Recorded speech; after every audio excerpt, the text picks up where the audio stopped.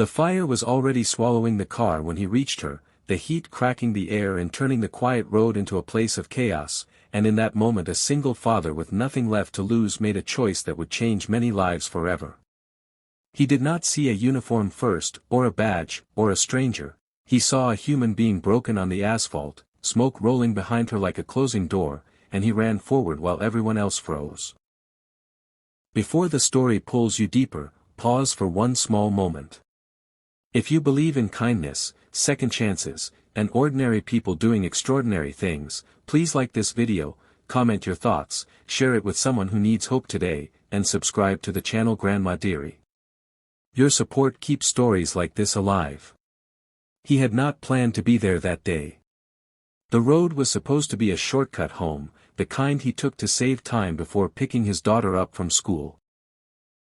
Life as a single dad had taught him to count minutes like money, to plan everything carefully because there was no backup.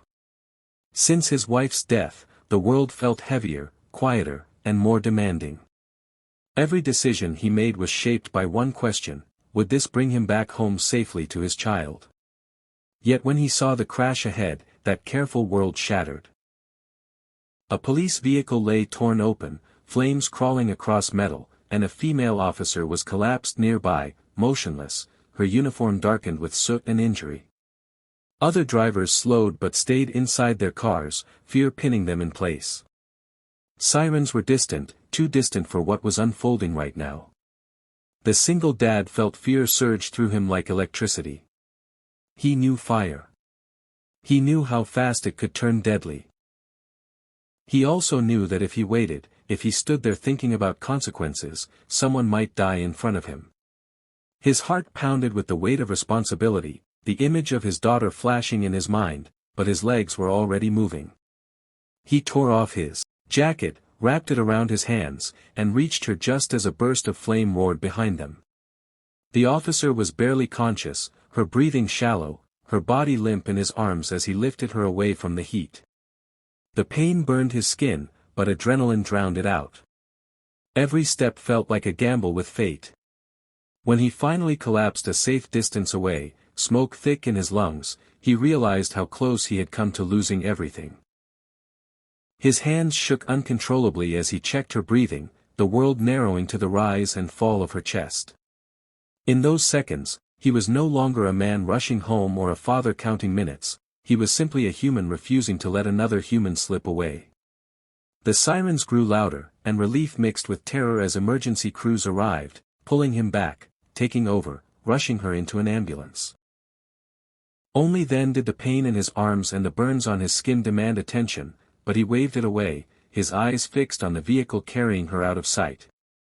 In the days that followed, life did not return to normal. News of the incident spread quietly at first, then faster, framed as an act of bravery by an unnamed civilian. The single dad returned to his routines, packing lunches, helping with homework, pretending nothing had changed. Yet inside, something had shifted. He replayed the scene over and over at night, the fire, the weight in his arms, the thought that his daughter might have grown up without him if things had gone wrong. Fear and pride wrestled inside his chest, and he wondered whether courage was worth the cost it almost demanded. The female officer survived, but not without a fight. Severe injuries kept her in the hospital for weeks, her recovery slow and uncertain. She had dedicated her life to protecting others, and now she lay still, forced to confront her own vulnerability. Doctors spoke carefully, progress came in small steps, and each day tested her resolve. What she did not know at first was the identity of the man who had pulled her from the fire, only that someone had refused to leave her behind. That knowledge became an anchor during her darkest hours, a reminder that goodness existed even when the world burned. When their paths finally crossed again, it was not in a dramatic reunion but in a quiet hospital corridor. The single dad had come reluctantly, encouraged by friends who insisted he deserved thanks. He felt out of place among the machines and white walls, uncomfortable with attention. Seeing her awake, alive, changed something in him.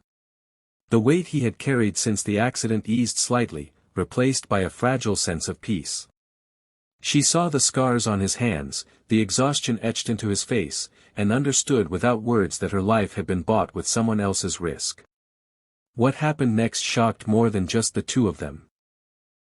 The story reached the officer's department, then the community, and finally people far beyond that small road.